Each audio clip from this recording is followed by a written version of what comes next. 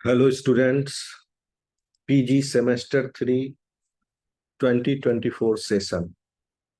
Paper name AECC 2. Today's topic is morality. We will study about morality and ethics.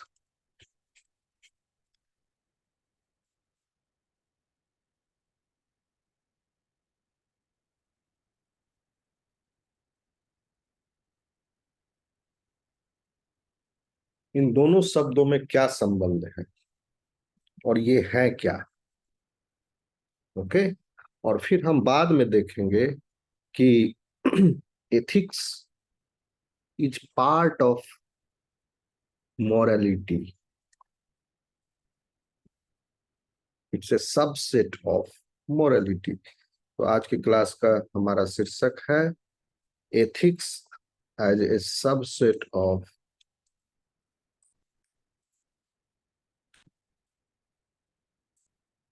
Morality.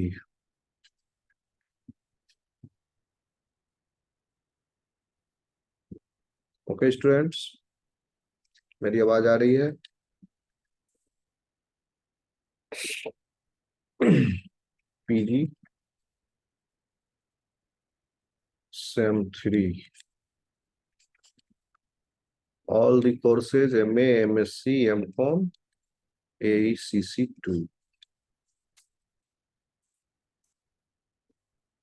तो हम सबसे पहले जो बड़ा भाग है मोरालिटी, उसको जानते हैं क्या है. मोरल मतलब आदर्श.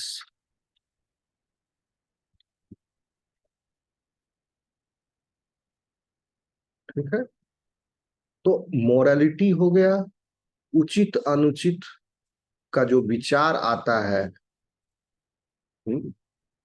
किसी भी कार्य को करने हमारे मन में यस या नो, करें या नहीं, कार्य उचित है या नहीं. इट्स मैनी मधुकर भैया. उस उचित अनुचित विचार का जो सिद्धांत है उसे हम मोरालिटी कह सकते हैं. यानी अच्छे एवं बुरे इरादों, निर्णयों एवं कार्यों में अंतर करना, यही सदाचार कहलाता है.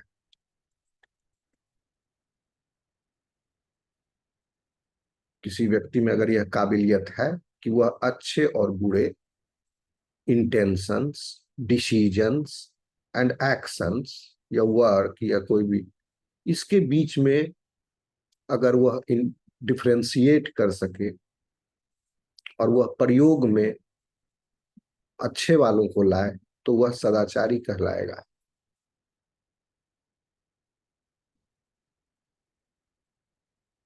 तो मोरालिटी का ट्रांसलेशन हुआ सदाचार.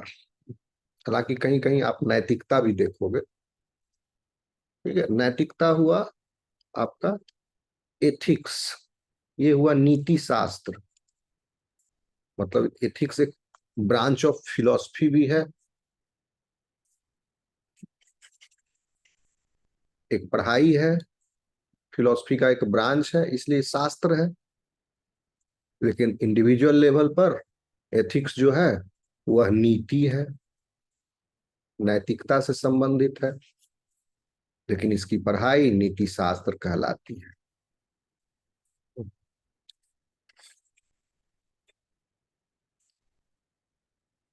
नीति समझिए, तो सदाचार और नीति के बीच में क्या अंतर हो सकता है? वही अंतर मोरालिटी और एथिक्स के बीच में है. हम कह सकते हैं कि नीति जो है वह सदाचार का एक हिस्सा है या अंग है,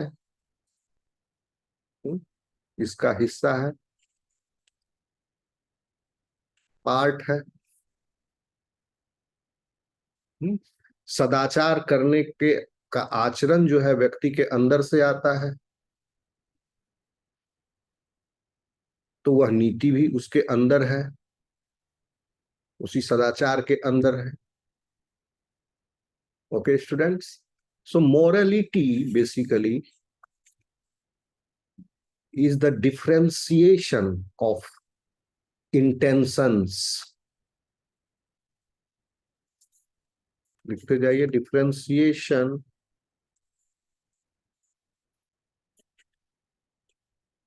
ऑफ इंटेंशंस।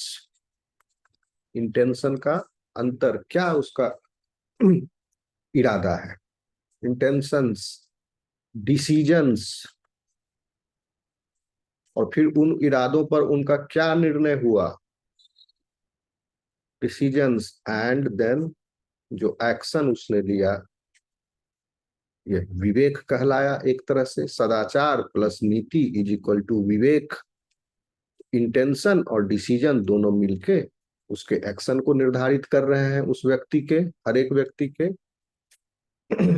कोई अगर लोभी है और सामने कुछ पदार्थ लिखा है, रखा हुआ है उसके फायदे का, उसने उसे अगर चुरा लिया, उसका इंटेंशन हुआ उसको लेने का, उसने ले लिया। उसने डिसीजन लिया कि मैं इसको चुरा लूं, उसने ले लिया।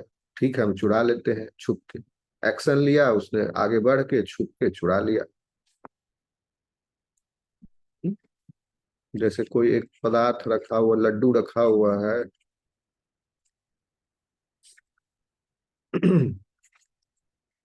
एक आदमी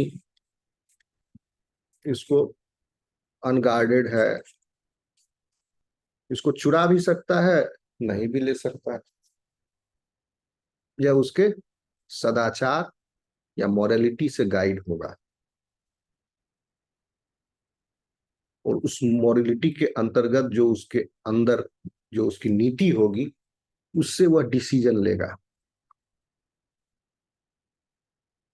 ठीक, उसका इरादा अगर होगा, फिर उसने निर्णय कर लिया, और फिर उसने कर दिखाया।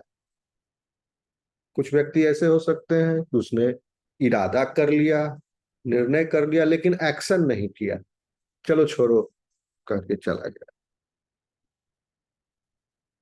कोई ऐसा भी हो सकता है जिसके मन में इरादा भी ना हो, डिसीजन भी लिया नहीं लिया, तो एक्शन क्या लेगा।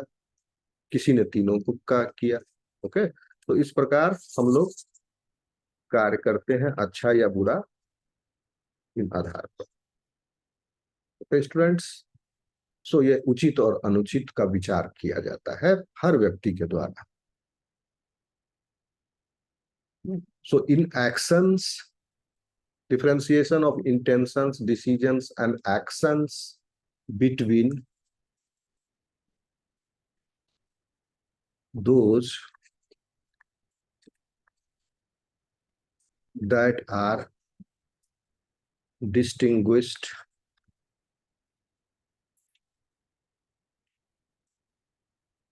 as proper and those are improper।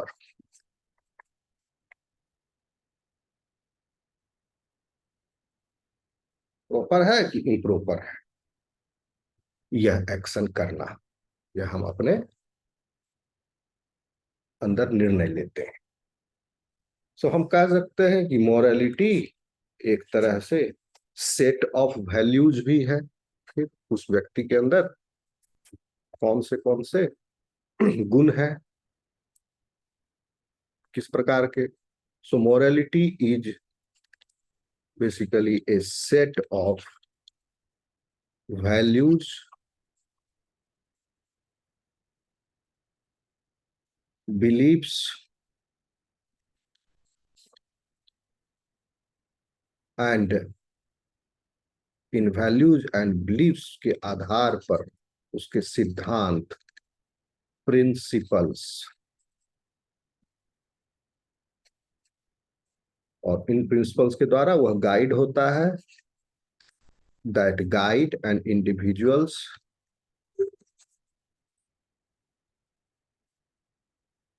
Behaviour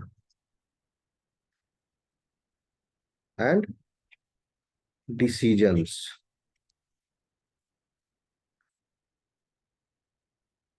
यह भी कह सकते हैं कि morality is a code of conduct,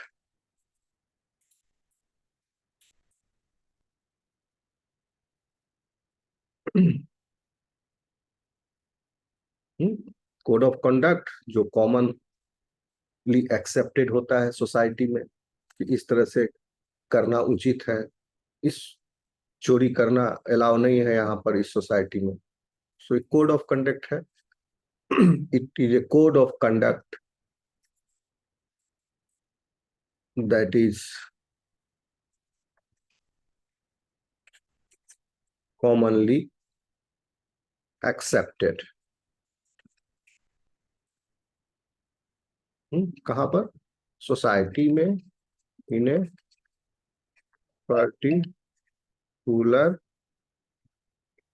society और culture.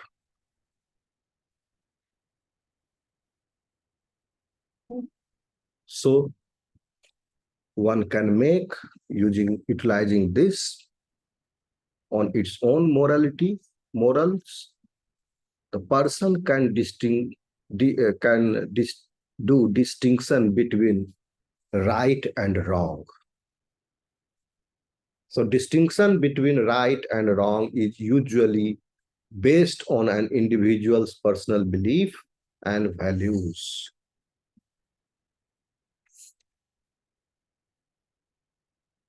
Okay, students?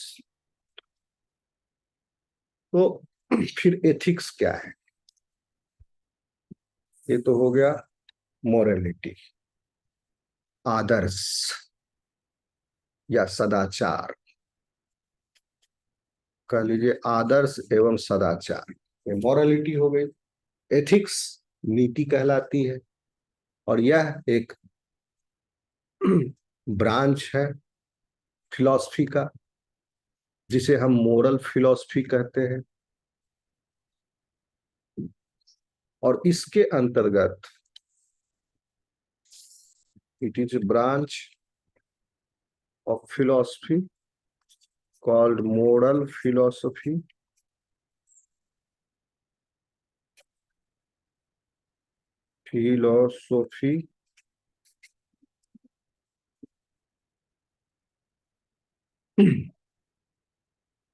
which moral philosophy that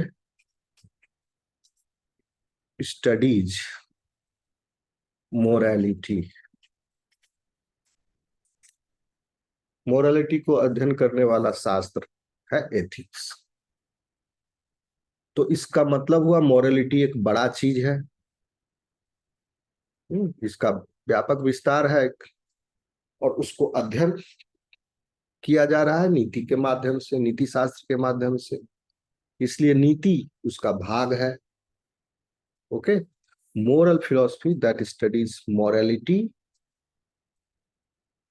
and the principles that govern moral evaluation।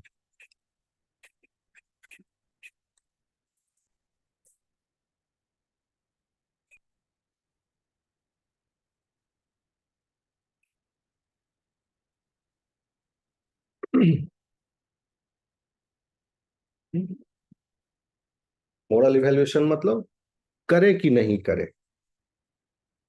हम उसको अपने आदर्श के मानदंडों पर परखना, नीति के माध्यम से इस कार्य को करना है। हमारी नीति क्या कहती है, अपने आदर्श के मापदंड पर उसे परखेंगे, फिर करेंगे या नहीं करेंगे।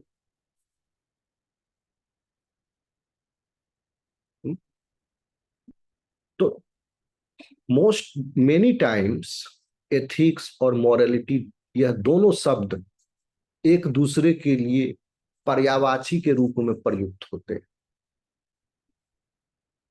लेकिन इनमें अंतर क्या है, सूक्ष्म अंतर है, वह मैं आपको समझा रहा हूं। लेकिन इन अ ब्रॉडर सेंस, एथिक्स की जगह मोरालिटी, मोरालिटी की जगह एथिक्स, यह दोनों शब्द एक दूसरे के लिए प्रयुक्त होते हैं। ओके स्टूडेंट्स, एथिक्स भी वही है, मानवीय व्यवहार में उचित अनुचित की जो विवेचना है, मीमांसा है, वह एथिक्स है। उचित अनुचित का विचार, यह भी एथिक्स है। तो इस आधार पर जो नीति शास्त्र है,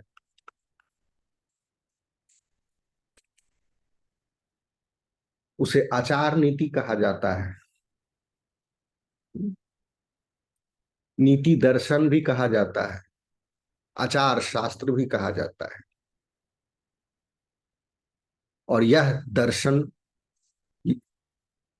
आचार शास्त्र या नीति शास्त्र दर्शन शास्त्र की वह शाखा है जो नैतिक मूल्यों के सिद्धांत एवं सही और गलत व्यवहार की अवधारणाओं को व्यवस्थित व्यवस्थित तरीके से, यानी व्यवस्थितकरण करके तर्कबद्ध उनकी संस्तुति और बचाव करती है। ठीक है, तो यह शाखा नैतिक मूल्यों के सिद्धांतों को के बारे में बताती है और सही गलत जो व्यवहार है उनकी अवधारणाओं को यह तर्क दे करके व्यवस्थित करती है कि अगर सही है तो सही क्यों है, गलत है तो गलत क्यों है। ओके स्टूडेंट, सो यह अंतर है, एक पढ़ाई है, दूसरा व्यवहार है। एक थ्योरी है एथिक्स, तो मॉरलिटी प्रैक्टिकल है।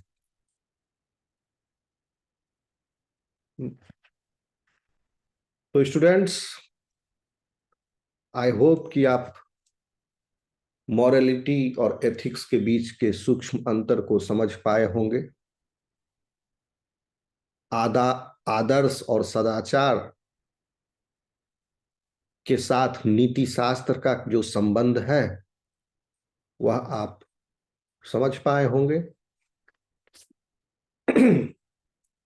अगर आप यह समझे हैं तो अब हम लोग इस पेपर में आने वाले कुछ और भी शब्द जो प्रयुक्त होंगे, कुछ टर्म्स हैं, उन टर्म्स को हम लोग समझने का प्रयास करेंगे। पहला शब्द है इंटीग्रिटी।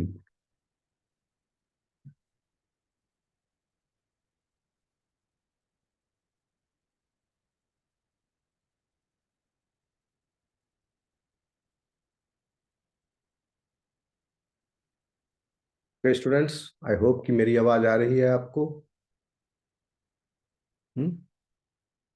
इंटीग्रिटी का क्या मतलब होता है, ये सब, क्योंकि यह जो अभी हम टर्म बताने जा रहे हैं यह सब एथिक्स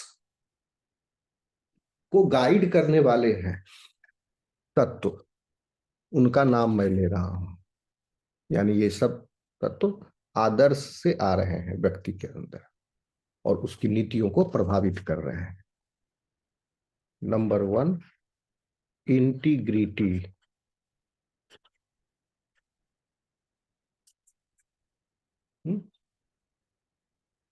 इंटीग्रिटी मतलब होता है ईमानदारी के साथ,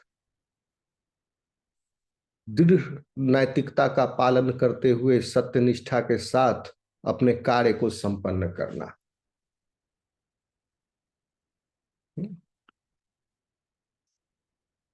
दृढ़ नैतिकता, सत्यनिष्ठा,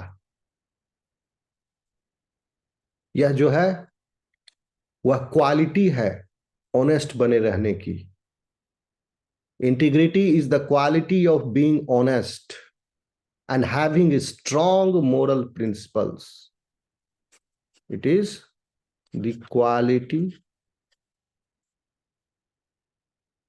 of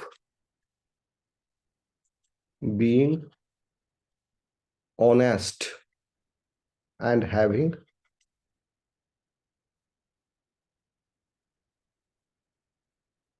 strong moral principles. Hindi में समझिएगा कि ईमानदारी और दृढ़ नैतिकता है वो, सत्यनिष्ठा के साथ अखंडता है। ठीक है, सत्यनिष्ठा, ईमानदार होने और मजबूत नैतिक और नैतिक सिद्धांतों और मूल्यों के साथ सुसंगत होने का नाम है यह इंटीग्रिटी।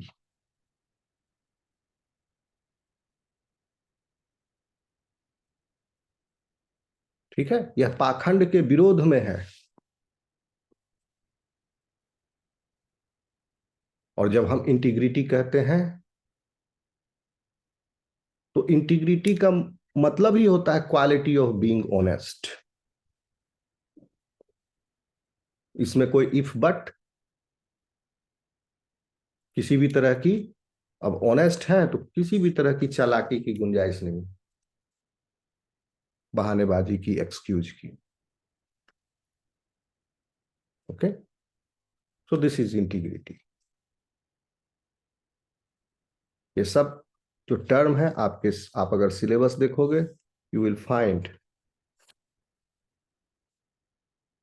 ये सब terms. Another term which is in your syllabus is work ethic. Work ethics, कार्य करने में किस प्रकार की नैतिक नीति का पालन करना चाहिए, किस प्रकार की नैतिकता का पालन करना चाहिए, वो सब ये जो वर्क एथिक्स है, प्रोफेशनल एथिक्स है, ये सब आएंगे मोरालिटी से ही। इसी मोरालिटी, अगर उस व्यक्ति का मोरल स्ट्रांग है तो he will be able to perform a an appropriate work ethics.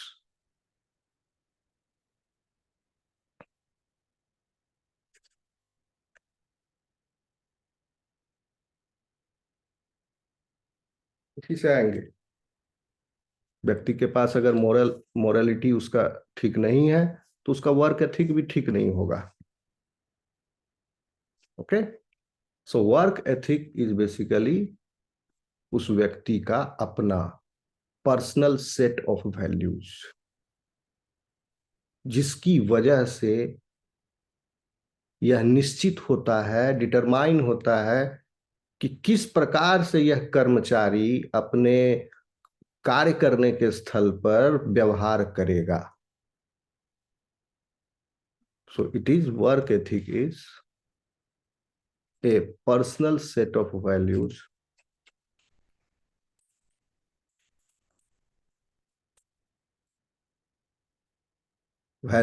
that determines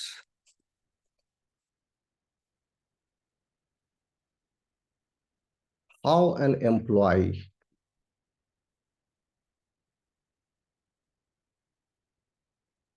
behaves in the working place.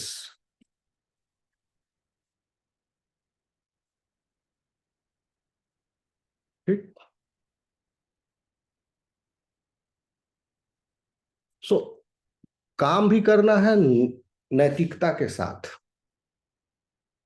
ऐसा नहीं कि काम करते हुए आप फैल जाइए, चलिए आप सब अलाउ है क्योंकि आप काम कर रहे हैं, दाएं बाएं आपका चलेगा क्योंकि आप काम कर रहे हैं, या कंपनी के किसी इंपॉर्टेंट पोजीशन पर है तो आप कुछ गलत निर्णय भी ले लिए तो चलेगा, या कुछ घोटाला कर दिए, कुछ कर दिए, वो चलेगा नहीं।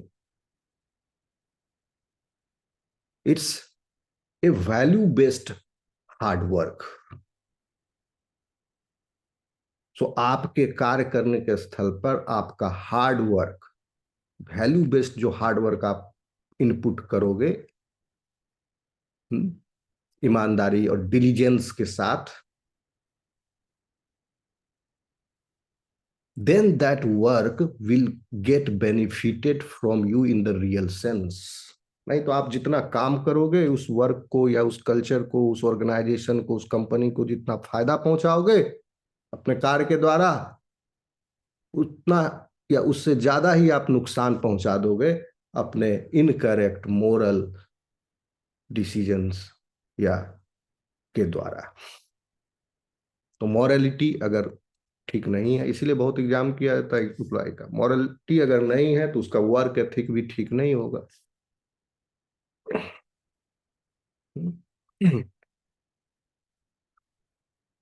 चोरी करने वाला, डकैती करने वाला, दारू पीने वाला व्यक्ति अच्छे से कार्य नहीं कर सकता है ईमानदारी पूर्वक।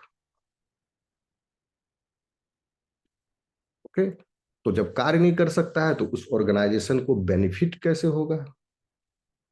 उल्टा वो ड्रैग करेगा ऑर्गेनाइजेशन को, वह भार बन जाएगा। इसी वर्क एथिक्स के अंदर क्योंकि ये सब चीज आते हैं, इसीलिए क्योंकि जब नहीं होगा ये मोरालिटी तो उसके अंदर प्रोफेशनलिज्म कहाँ से आएगा?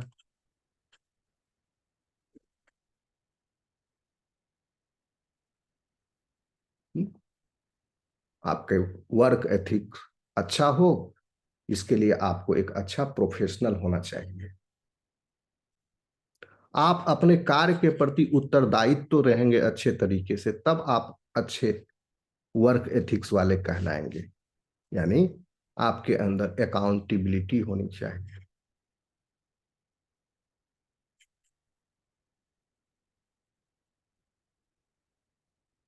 अपने कलीग्स और बॉस के प्रति आपको रिस्पेक्टफुल होना चाहिए।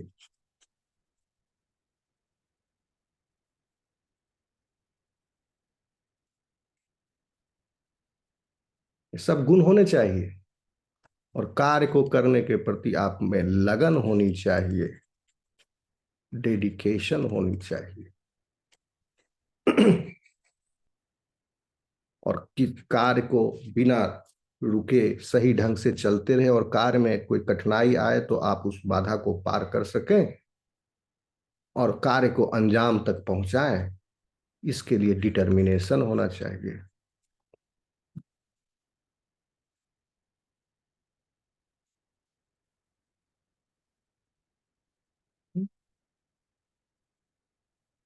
ह्यूमिलिटी होनी चाहिए।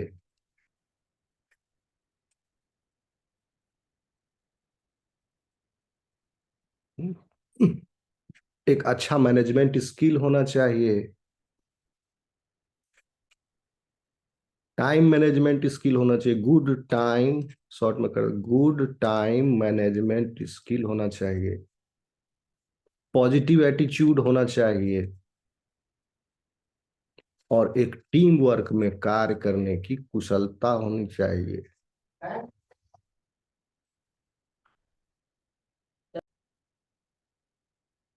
ठीक है स्टूडेंट्स।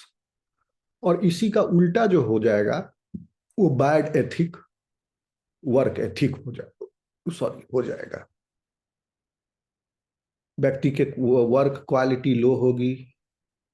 ये सब अफेक्ट करेगा। अटेंशन नहीं होगा, टाइम पास करेगा, डेडलाइन को फॉलो नहीं करेगा, फोकस नहीं रहेगा अपने गोल पर।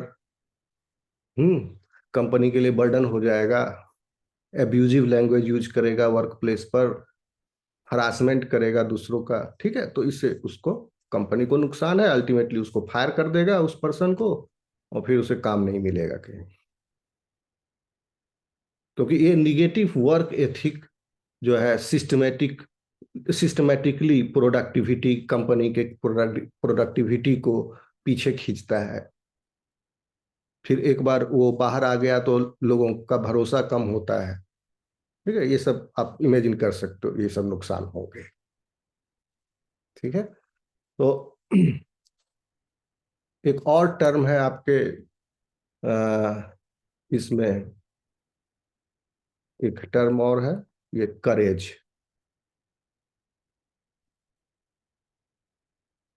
करेज, साहस। ठीक है, यह करेज मोरलिटी से ही आ रहा है।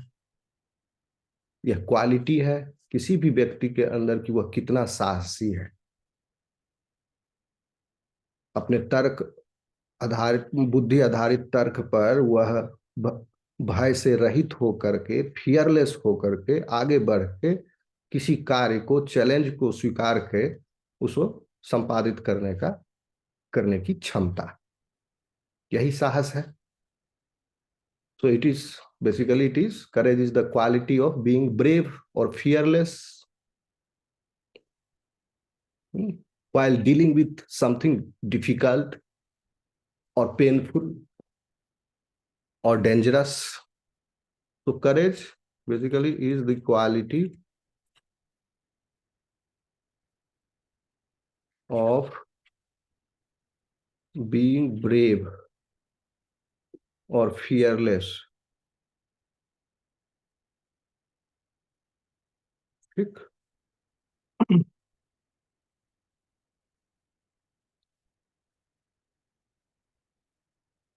while dealing with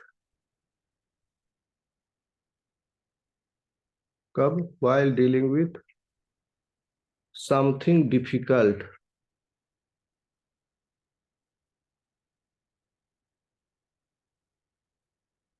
painful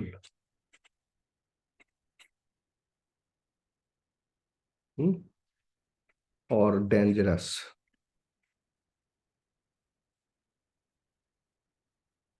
तो करेज के बहुत प्रकार हैं। व्यक्ति के अंदर इमोशनल करेज हो सकता है, उसके अंदर एबिलिटी हो सकती है ओवरकम करने की, डर को, भय को। ठीक है, फिजिकल करेज हो सकता है,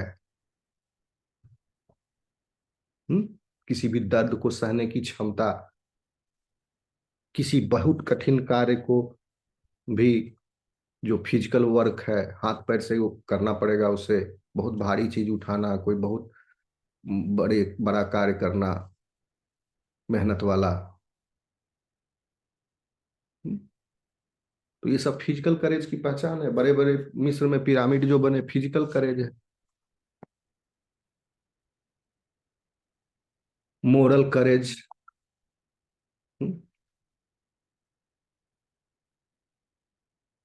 मोरल करेज अगर व्यक्ति में होता है, हालांकि मोरल करेज के आने की नौबत नहीं पड़नी चाहिए। तो कुछ गलत करेगा तभी उसे मोरल करेज का जरूरत पड़ेगा। अगर व्यक्ति ने कुछ घोटाला किया है, कोई शर्म भरा कृत्य किया है, सेमफुल कार्य किया है, कोई स्कैंडल किया है, कोई करप्शन किया है, किसी का मर्डर किया है, इस तरह का जो कार्य अगर कोई गलत किया है, तो उसका सामना करने की वो जो क्षमता है, वही मोरल करेज कहलाती है। तो ऐसा करो ही क्यों, करे ही क्यों जो उसे सामना करना पड़े, बाद में करना पड़ता है सामना, अगर कोई इस तरह का कार्य करता है। ठीक है, तो बस बेसिकली आप अभी ये समझो कि यह साहस जो है, ये करेज कई प्रकार के, ये भी मोरलिटी के ही अंग है। ओके स्टूडेंट्स, तो नेक्स्ट टॉपिक हम लोग टर्म जो है वह है आपका empathy,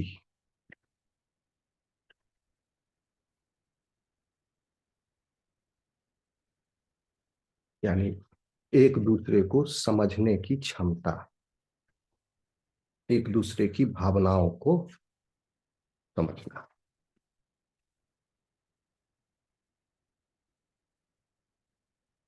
empathy, this is the ability to understand and share the emotions of another person. Okay, Hindi में इसका मतलब हुआ वही अन्य व्यक्ति की भावनाओं को समझने की क्षमता, समानुभूति, तादात्म्य में। तो एम्पैथी क्या है, लिख लो, ability to understand and share the emotions of another person.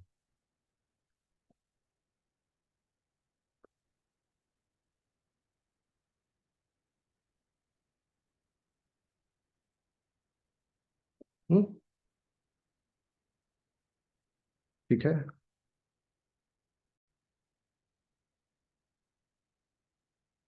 Students, ऐसा तभी हो सकता है जब हम एक दूसरे को अपने उसके नजरिए से देखें,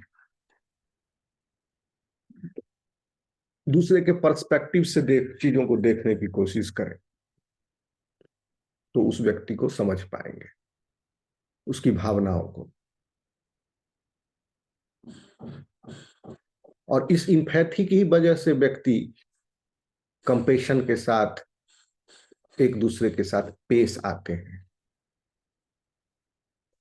एम्पैथी जैसे कि हो गया आपका किसी के ऊपर स्माइल करना, कुछ अच्छा काम कर रहा है, बच्चा खेल रहा है, तो आप अगर स्माइल कर रहे हो तो that means you have empathy. कोई अच्छी बात कह रहा है, आप स्माइल कर रहे हो, ग्रहण कर रहे हो, you have empathy in your action. लोगों के, दोस्तों के नाम याद रखना, लोगों को फुल अटेंशन देना, अपने दोस्तों के favourite colour, favourite food etcetera, ये सब को ध्यान में रखना, ये सब इम्पैथिकल एक्शंस हैं।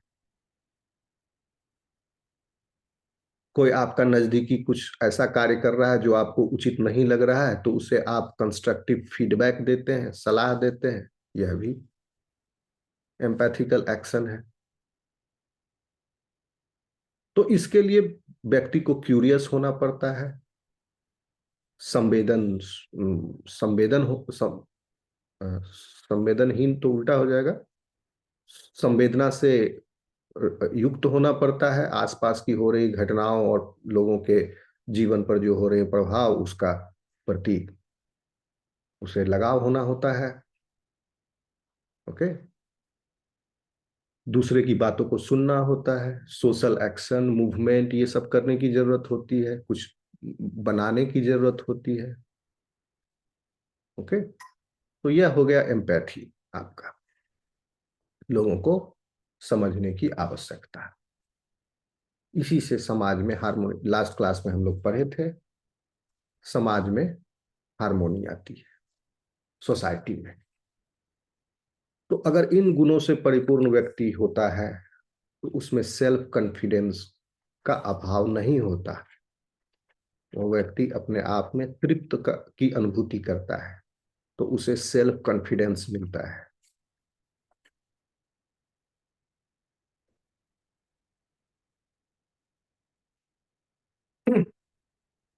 सेल्फ कॉन्फिडेंस किसी भी व्यक्ति का दृष्टिकोण है, एटीट्यूड है,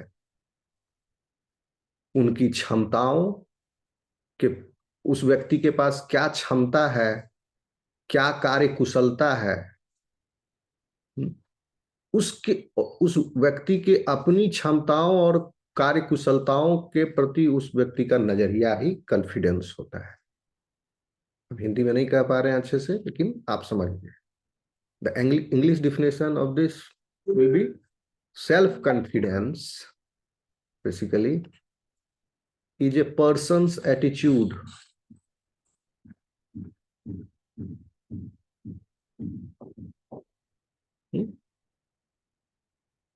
about their abilities and skills,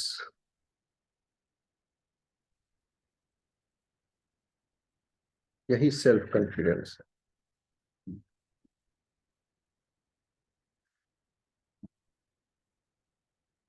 और इसमें फिर आ गया आप खुद में कितना विश्वास रखते हो और स्वीकार करते हो खुद के नाम को। आपको अपना नाम पसंद होगा, आपको अपना ग्राम पसंद होगा, आपको अपना स्थान पसंद होगा। इन चीजों के प्रति आपके अंदर दुर्भावना नहीं होनी चाहिए। तो you should trust your self. ये सब आएगा सेल्फ कॉन्फिडेंस जब ऊपर और भी गुण मौजूद होंगे। तो trusting and accepting your self.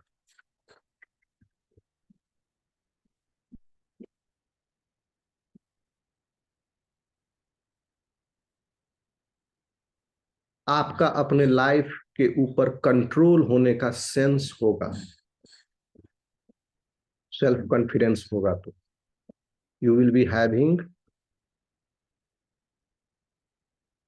A sense of, आपको नहीं लगेगा कि आपके जीवन को कोई दूसरा कंट्रोल कर रहा है।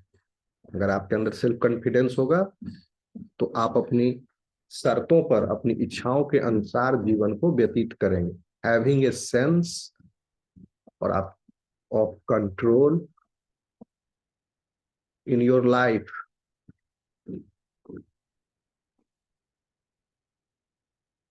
You will be knowing your strengths and weaknesses.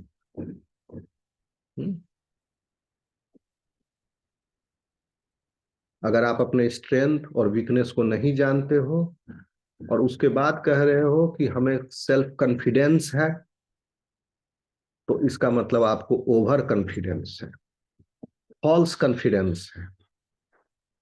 अपने स्ट्रेंथ और वीकनेस को जानते हुए अगर आपको कॉन्फिडेंस है तब वह सेल्फ कॉन्फिडेंस है। नोइंग योर स्ट्रेंथ्स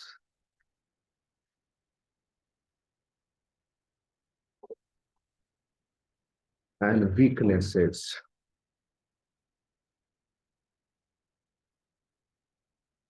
आपका खुद के बारे में एक सकारात्मक नजरिया होना चाहिए। Positive view of your self you should have.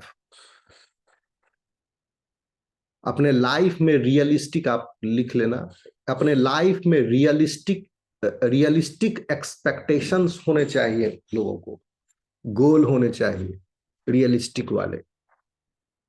कोई कह देगा कि हम ताजमहल बनाएंगे किसी के लिए, तो वो कोई रियलिस्टिक गोल नहीं है। वो कहेगा नहीं कॉन्फिडेंस हमको बनाएंगे, तो पागल कहलाएगा, ओवर कॉन्फिडेंट। रियलिस्टिक गोल होने चाहिए आपके लाइफ। तो फिर आपने वीकनेस और स्ट्रेंथ को जाना कहा, बिना जाने कह रहे हो कि ताजमहल बना देंगे, तो ओवर कॉन्फिडेंस है। ओके,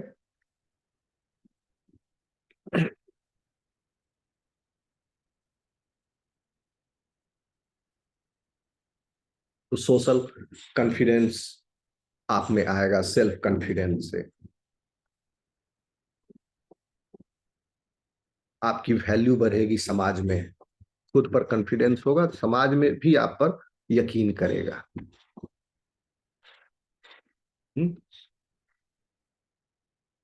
ठीक है स्टूडेंट, तो इस is the next thing is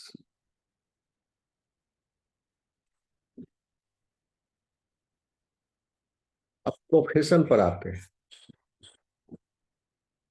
ये तो व्यक्ति के अपने पर्सनल लेवल पर ये सारे गुण हैं। तो वह व्यक्ति जब एडल्टहुड को प्राप्त करता है इन गुणों को ग्रहण करते हुए, तो वह कुछ कार्य करता है, प्रोफेशनल कार्य। तो प्रोफेशनल कार्य में जब वह उतरेगा तो उसमें उसे सक्सेस मिलेगी, तब जब वह इन गुणों से लबालब रहेगा पहले से। या नहीं तो वह उस प्रोफेशन के दौरान इन गुणों को सीखे, गिरते बजरते अपने फेल्योर, क्योंकि ये नहीं है तो उनको फेल्योर का सामना करना पड़ेगा। फिर वो अपने फेल्योर से सीखेंगे। मौका अगर दिया प्रोफेशन ने तो फिर वो उस चीज को दूर कर लिए तो वो कंटिन्यू हो जाएगा। ओके, तो प्रोफेशनल वर्च्यूज के बिना हम यह नहीं कर सकते। प्रोफेशनल वर्च्यूज मतलब प्रोफेशनल एटिकेट्स, विचार कह लीजिए, व्यवहार कह लीजिए। तो next thing that you should understand is professional ideals and virtues.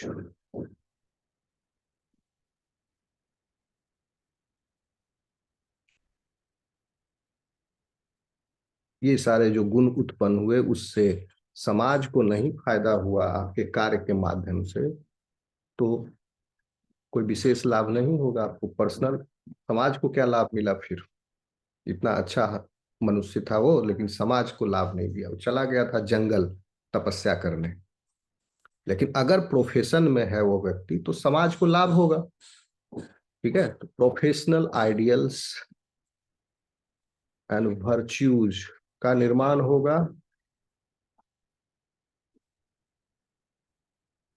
जैसे अभी ये सब जो टर्म आप पढ़ रहे, डिस्कस कर रहे हैं हम लोग, इंटीग्रिटी हो गया, डिसिप्लिन हो गया, डिटर्मिनेशन, कॉन्फिडेंस, यह सब गुण जो है आदर्श गुण है व्यवसाय में। किसी भी व्यवसाय में को अच्छे से सुचारू रूप से सफलतापूर्वक करने के लिए व्यक्ति के अंदर कॉम्पिटेंस होना चाहिए, कार्य करने की एबिलिटी,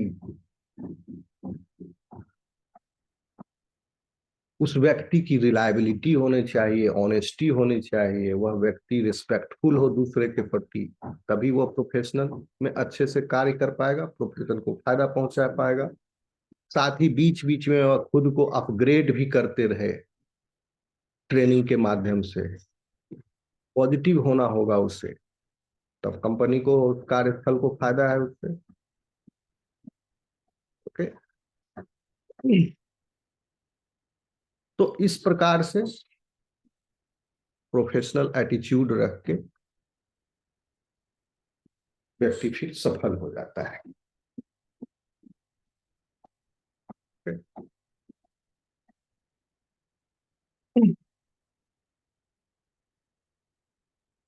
और कंपनी के लिए बहुत ही लाभकारी होता है वह व्यक्ति, क्योंकि वह व्यक्ति किसी भी रिजोल्यूशन या कन्फ्लिक्ट को सॉल्व करने पाने में सक्षम होता है।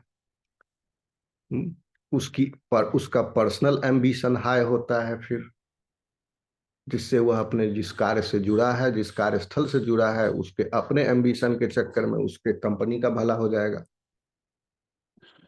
तो ऐसे लोगों की खोज में रहती हैं कंपनियां।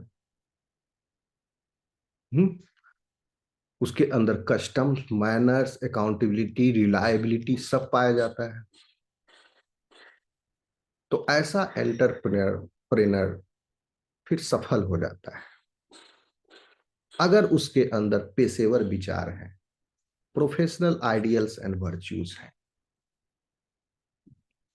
क्योंकि व्यावसायिक विकास के जो विचार हैं वही कर्मचारियों के कौशल में सुधार करने और उनके करियर को आगे बढ़ाने के लिए आवश्यक है। करियर में आगे बढ़ना संस्था के लिए और कर्मचारी के लिए, दोनों के लिए आवश्यक है। कर्मचारी भी जानता है कि मेरा प्रमोशन होना चाहिए, और वो अच्छे से कार्य करेगा तो कंपनी की जो प्रगति होगी, कंपनी को भी अपना टर्नओवर बढ़ाना है। निगेटिव ग्रोथ तो कोई कंपनी नहीं दिखाना चाहेगा, हासिल करना चाहेगा। तो दोनों के लिए परस्पर एक दूसरे के यह को उन्नत करते हुए आगे चलते हैं, तब फिर सफल हो जाता है वह बिजनेस।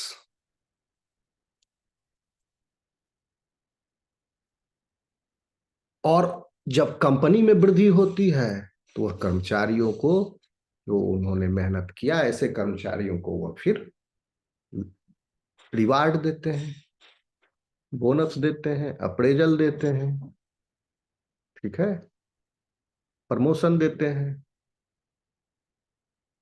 तो कंपनी में जिसका जिसका योगदान वैसा उसका रिवार्ड। तो प्रोफेशनल आइडियल्स और वर्च्यूज का होना नितांत आवश्यक है अगर सफल होना है तो कंपनी में के प्रति व्यक्ति के अंदर। आप कहोगे फिर कंपनी के अंदर भी तो माहौल होना चाहिए कार्य करने का। यस, तो कंपनी तो लोगों से बना है, जो सजीव लोग हैं और बाकी मशीन है।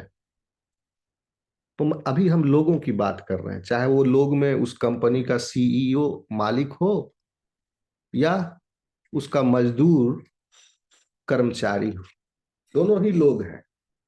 यह जो गुण अभी वर्णित हम किए हैं, यह गुण दोनों के अंदर होने चाहिए। ओके, अगर मालिक सीईओ का एटीट्यूड शोषण करने वाला रहेगा कर्मचारियों का, तो वह कंपनी, वह संस्था कभी भी उच्च शिखर पर नहीं पहुंच। शोषित कर्मचारी कंपनी को जितना फायदा पहुंचा सकते थे बिना शोषित हुए, वह शोषित होने के बाद नहीं पहुंचा पाएंगे। कंपनी का ग्रोथ नहीं होगा उतना ऊपर। यह कंपनी भी समझती है? अब ऐसा बिहेवियर बहुत कम देखा जाता है।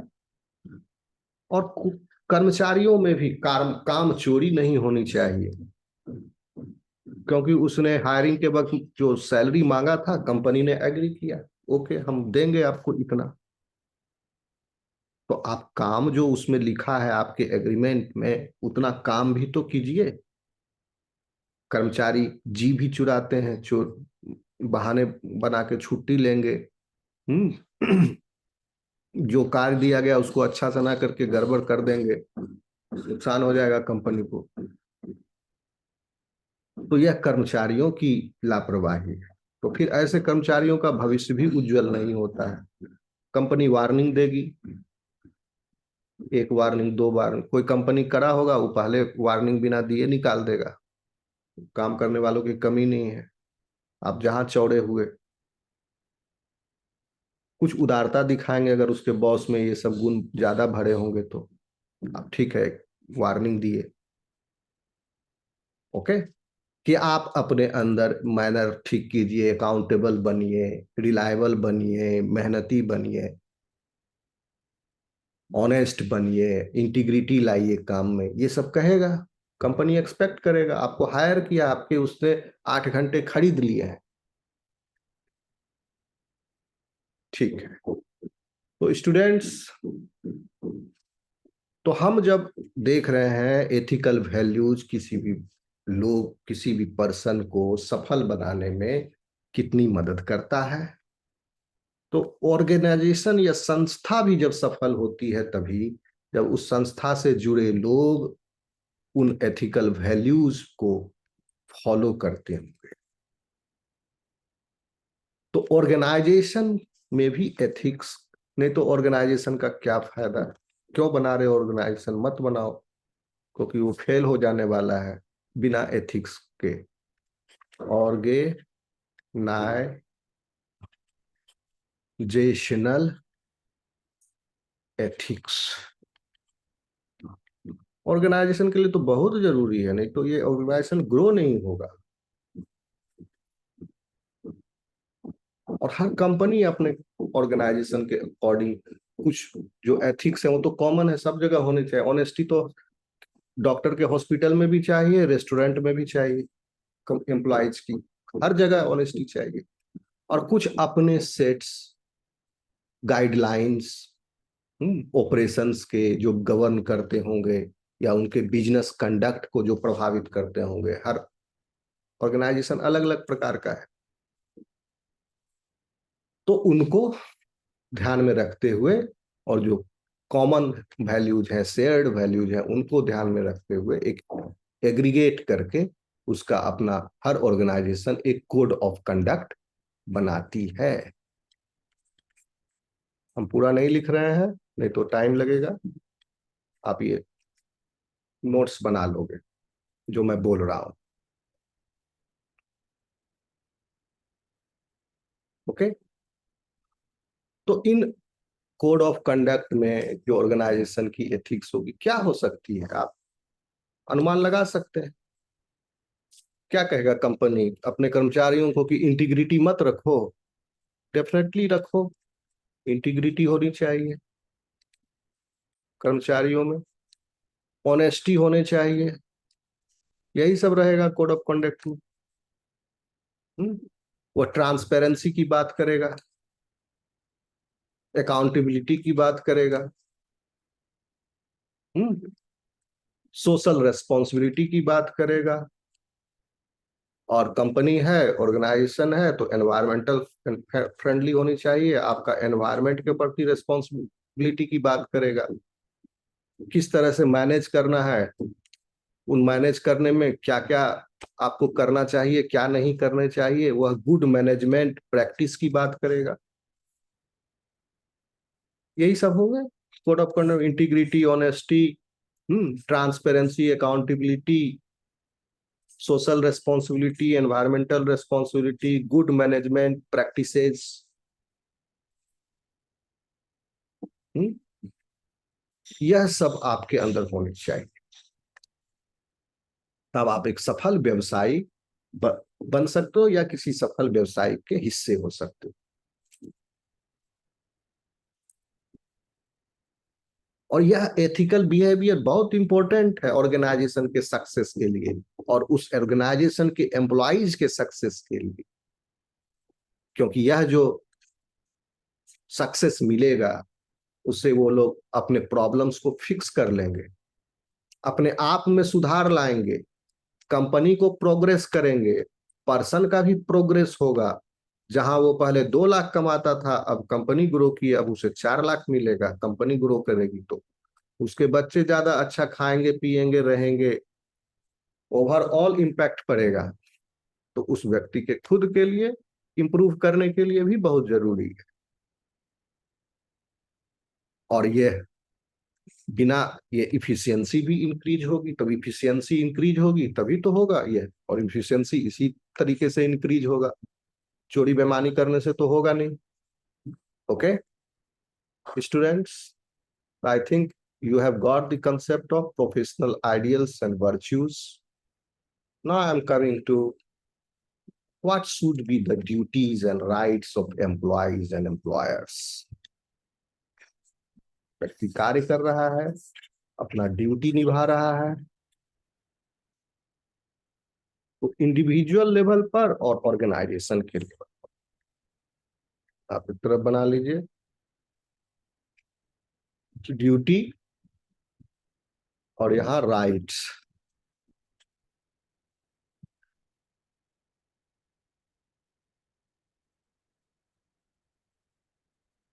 ठीक है, किनके?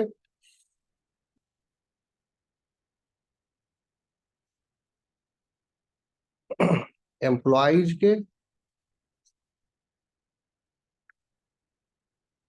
और एम्प्लॉयर्स के।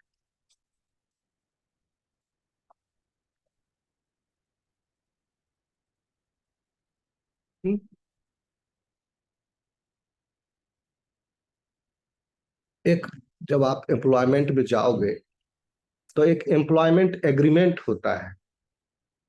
वह एम्प्लॉयमेंट एग्रीमेंट एक लीगल डॉक्यूमेंट होता है जिसमें सब आउटलाइन किया रहता है term and condition of that employment contract.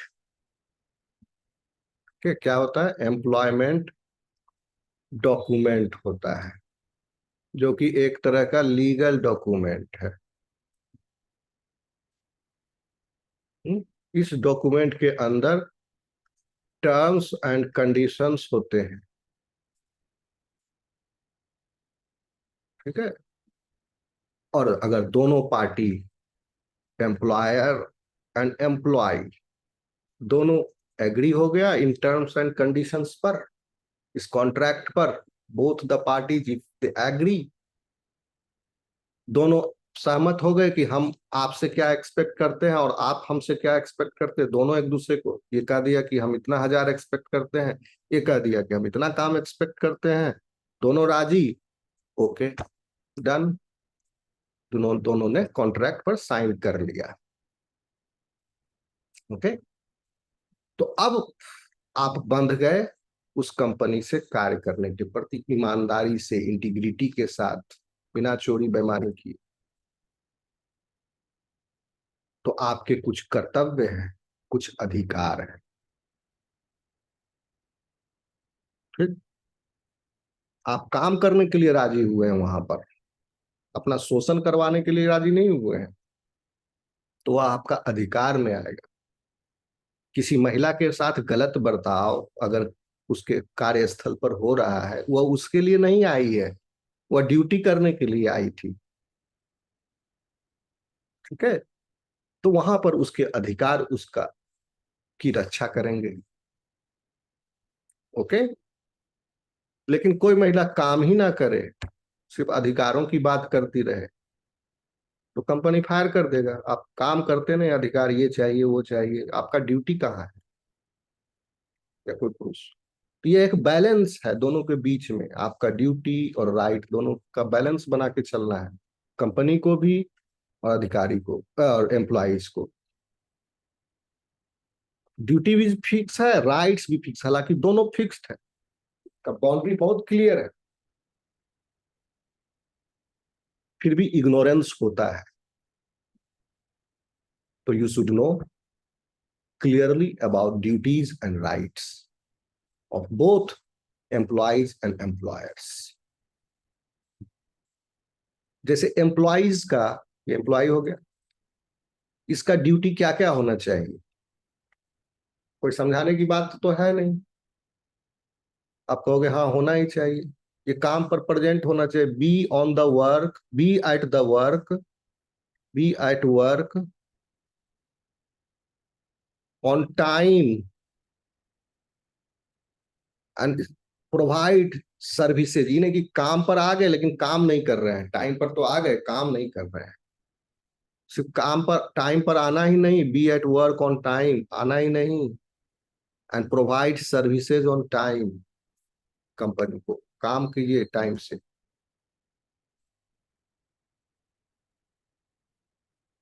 बिना लापरवाही या नेग्लिजियंस या इग्नोरेंस किए हुए अपने कार्य को कुशलता पूर्वक कीजिए। डू सर्विसेज कॉम्पिटेंटली, सर्विस को कॉम्पिटेंटली कीजिए, कुशलता के साथ।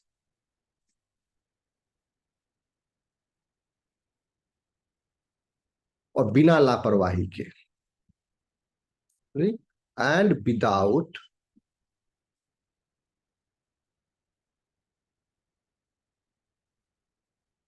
नेग्लिजियंस, ये सब ड्यूटी है। रिस्पेक्ट कीजिए अपने कलीग्स का, लॉ का, लॉफुल इंस्ट्रक्शंस का, और उसका पालन भी कीजिए, ओबे कीजिए। रिस्पेक्ट एंड ओबे इंस्ट्रक्शंस, ऑल इंस्ट्रक्शन को थोड़ा स्पेसिफिक हो, कोई भी इंस्ट्रक्शन नहीं, कोई कहेगा कि जाओ किसी को ये गोली मार दो, ऐसा नहीं। लॉफुल इंस्ट्रक्शंस, कार्य से संबंधित जो इंस्ट्रक्शन है उसको respect and obey the reasonable and lawful instructions, लिख लेना।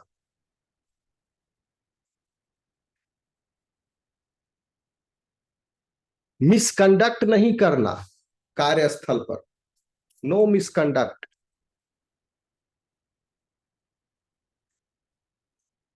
कोई हंगामा नहीं करना कार्यस्थल पर बिना मतलब का। और जिसका नमक खा रहे हो, जिस एम्प्लॉयर का पैसा सैलरी में प्राप्त कर रहे हो, उसका हक अदा करना। लुक आफ्टर द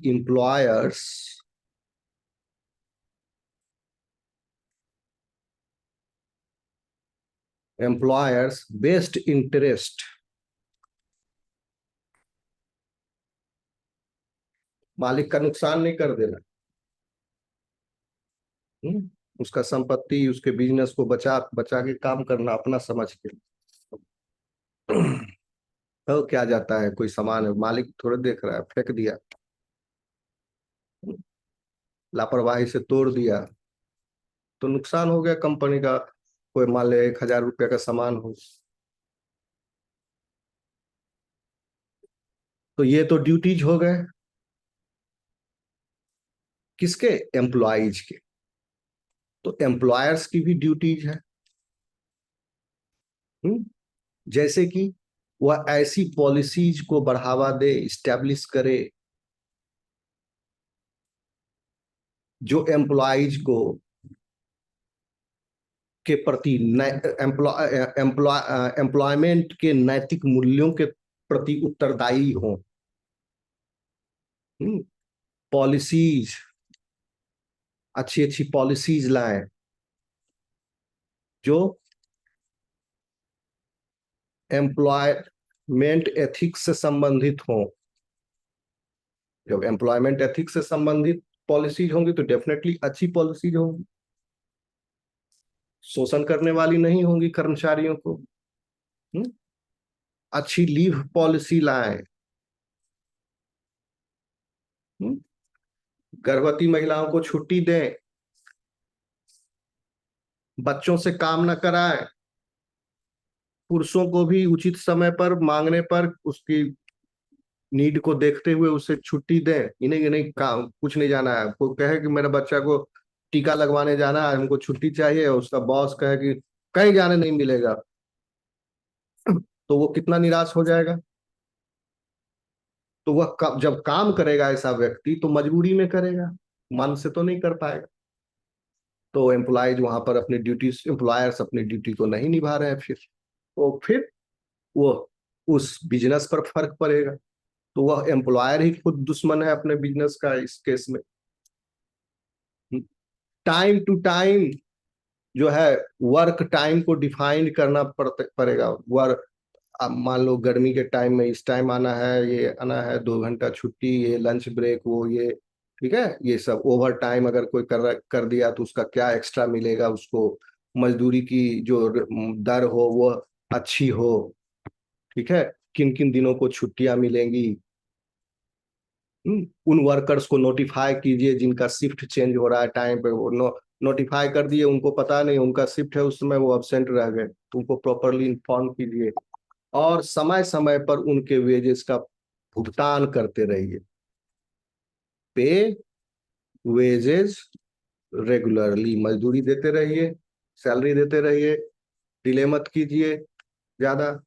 तो कंपनी जब फायदे में होगी तभी ऐसा कर पाएगी। उसके लिए दोनों की ड्यूटीज महत्वपूर्ण है, दोनों करेंगे तब होगा। ओके। छुट्टी दे, लीव ग्रांट करे, ऐसे एप्लीकेशन पर जो इमरजेंसी की तरफ इंगित करती हो, कोई कैजुअल हो उस तरफ, ठीक है ना, ग्रांट लीव्स।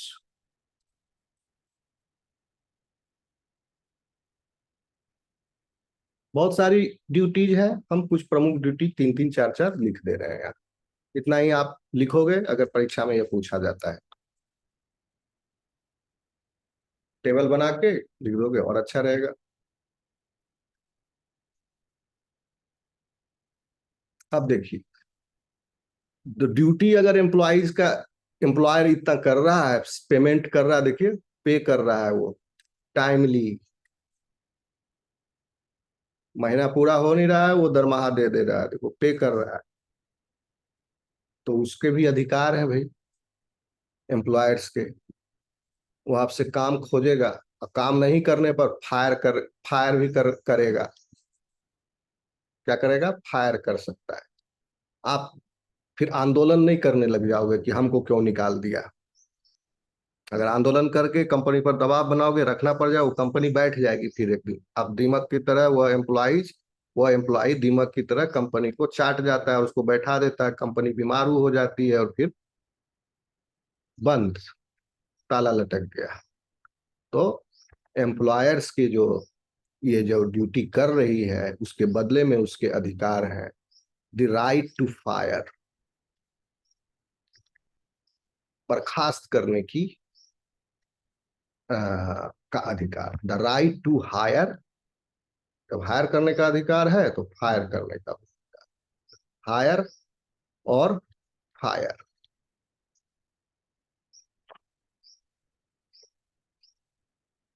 कंपनी कह सकती है आपसे कि यह कॉन्फिडेंशियल इंफॉर्मेशन है, इसे आप लीक नहीं करोगे। अगर आप लीक किए तो आप गए, आप फायर हो जाइए, छोड़ दीजिए नौकरी अगर आपसे लीक हुआ तो। यस, कंपनी का अधिकार है। द राइट टू कॉन्फिडेंशियलिटी, किसी कंपनी का कोई एक प्रोडक्ट है, उसका कोई सीक्रेट इंग्रेडिएंट है, आप मिलाने वाले हो, आपने बता दिया मार्केट में, हाँ, कोला कंपनी का जो इंग्रेडिएंट कंपोजिशन, तो आपको फायर कर देगा, आपके बिजनेस को हैम्पर कर दिए। तो राइट टू कॉन्फिडेंशियलिटी, या राइट टू कॉन्फिडेंशियलिटी।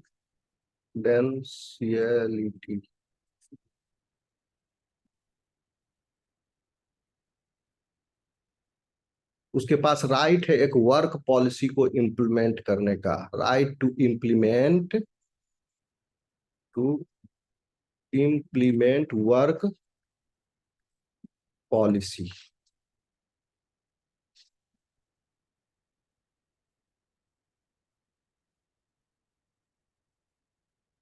वह एम्प्लॉइज को लीव के लिए नोटिफाई कर सकता है, right to notify of employees leave.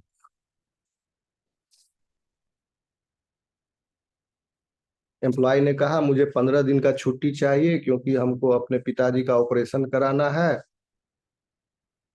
Company के पास आवेदन करेगा, कंपनी विचार करेगी और फिर नोटिफाई करेगी कि इस आलोक में उस कर्मचारी की छुट्टी ग्रांट हुई कि नहीं। ग्रांट हुई तो कहेगा वाह बहुत बढ़िया कंपनी, नहीं ग्रांट हुई तो फिर उसका अपना एक्शन होगा उस हिसाब से। तो एम्प्लॉइज के भी राइट्स,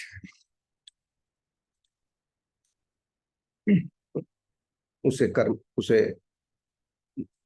शोषण से बचाने के लिए, उनका एक्सप्लॉयटेशन ना हो इससे। तो ये सब चेक बैलेंस रह के काम होता है।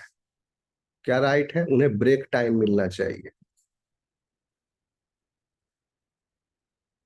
कोई भी एम्प्लॉयर ये नहीं कर सकता है सुबह 9 बजे आओ और बिना रुके 5 बजे तक 8 घंटा तक काम करते रह, 9 से 5 बिना ब्रेक के, नो। बीच में लंच ब्रेक, टी ब्रेक उसे मिलना चाहिए, अधिकार है उसका, राइट है। वर्किंग आवर फिक्स्ड होना चाहिए, फिक्स्ड वर्किंग आवर। ऐसा नहीं होना चाहिए सब एम्प्लॉय के लिए, कोई एम्प्लॉय 12 घंटा काम कर रहा है, कोई अगर उस अपने बॉस का चहेता है 2-3 घंटा रहा फिर चल गया। समानता होनी चाहिए और फिक्स होना चाहिए, इतना बजे से इतना बजे, इतने बजे ऑफिस खुला, इतने बजे छुट्टी।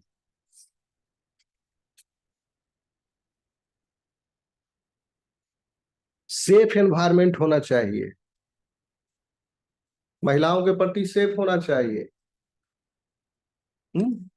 गाली गलौज नहीं होना चाहिए कंपनी के अंदर में, एक हेल्दी वर्क एनवायरनमेंट होना चाहिए, हेल्दी वर्क एनवायरनमेंट होना चाहिए। ये सब राइट है, अधिकार है एम्प्लॉयज के, होना ही चाहिए। वो मांग कर सकता है कि यहाँ हेल्दी वर्क एनवायरनमेंट नहीं है, सेफ्टी की मांग कर सकता है। और अगर वो परमानेंट एम्प्लॉय है, वो मेडिकल क्लेम मांग सकता है बीमार होने पर, या उसके परिवार में किसी को कुछ हो जाने पर, उनके डिपेंडेंट्स को। एम्प्लॉइज का अधिकार है कि उसे छुट्टी के दिनों में कार्य नहीं लिया जा सकता, वह ना कह सकता है, सेइंग, वो मना कर सकता है, saying no to work on holidays.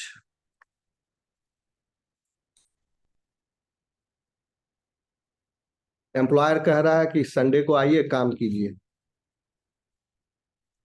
आप कह सकते हो नहीं हम नहीं फ्री है, लेकिन एम्प्लॉयर फिर उस बात कहता है चलिए आपको एक्स्ट्रा मिलेगा पैसा संडे का, तब वो राजी होगा तो आज भी जाएगा। हम लोगों को भी अगर किसी छुट्टी के दिन कार्य करना पड़ता है संडे वगैरह को या कोई हॉलीडे में, तो उसके बदले छुट्टी मिलती है, कंपनसेटरी सीएल, यानी उस दिन कार्य के बदले में किसी दूसरे कार्य दिवस को छुट्टी ले सकते हैं। तो राइट्स है, फोकट में कार्य नहीं ले सकता आपसे छुट्टी के दिन। ओके, पेड लीव्स मिलने चाहिए। जैसे अगर आपने 30 दिन कार्य किया है तो इस 30 दिन कार्य के बदले एक दिन छुट्टी मिलनी चाहिए। इसे कहते हैं अर्नड लीव। ये लेबर लॉ द्वारा डिसाइड। लगातार 30 दिन कार्य करने पर बीच में संडे हॉलीडे को छोड़ के कर रहा है, या बीच में सीएल लिया, ईएल लिया, या कोई दूसरी छुट्टी मेडिकल लिया, वो सब भी छोड़ दीजिए। सर्विस ब्रेक अगर नहीं है, वो नौकरी में है, तो 30 दिन कार्य के बदले एक दिन का अर्न लीव मिलना चाहिए। तो साल में 12 महीना है, तो एक महीना का एक साल में 12 दिन मिल जाएगा। ओके। और इस अर्न लीव को अगर एम्प्लॉय ने नहीं यूटिलाइज किया, जैसे हम लोग, कितने लोग नहीं भी यूटिलाइज करते हैं अर्न लीव को, they can encash that earn leave into money. जितना भी दिन का अर्न लीव बचा लिए, उतने दिन की सैलरी मिल जाएगी। पेड लीव इसे ही कहते हैं, पेड लीव्स। अगर आपको लगता है कि आपको बर्खास्त कर दिया गया है नौकरी से और यह इनजस्टिस हुआ है, व्यक्ति को लगता है, तो उसे यह अधिकार है पूछने का कि मेरा टर्मिनेशन क्यों हुआ, यह आपको फेयर क्यों लगता है, क्योंकि मुझे अनफेयर लगता है। तो एम्प्लॉयज के पास राइट है, right to ask for unfair termination. Okay, students.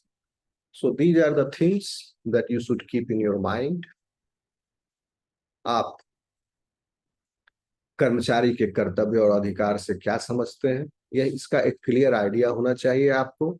ना ही इस पेपर को स्कोर करने के उद्देश्य से, बल्कि आगे भी आपके जीवन में जब आप कार्य करने के लिए उतरोगे, कार्यस्थल पर आओगे, तो ये सब आपको नॉलेज रहेगा, तो आप अवेयर रहोगे। आपके पास नियमित वेतन आने का अधिकार है, स्वास्थ्य और सुरक्षा के फैसिलिटी मिलनी चाहिए आपको, विशिष्ट छुट्टियां, मातृत्व लाभ, भविष्य निधि, यौन उत्पीड़न से सुरक्षा, ये सब एक कर्मचारी के अधिकार हैं। इसीलिए इन अधिकारों को जानना जरूरी है। अधिकार है तो जिम्मेदारियां भी हैं, ड्यूटीज भी हैं। अभी हम डिस्कस कर लिए, ठीक है। ओके। अधिकार और कर्तव्य दोनों ही महत्वपूर्ण भूमिका निभाते हैं किसी भी संगठन की वृद्धि में, राष्ट्र की वृद्धि में। ओके। एक और अधिकार जो है वह व्यक्ति को विकास प्रक्रिया का हिस्सा बनने का अवसर देती है, तो वहीं कर्तव्य व्यक्ति को विकास में भूमिका निभाने के लिए बाध्य करते हैं। इसीलिए कर्मचारियों को उनके अधिकार और जिम्मेदारियों का ज्ञान होना आवश्यक है। Thank you students.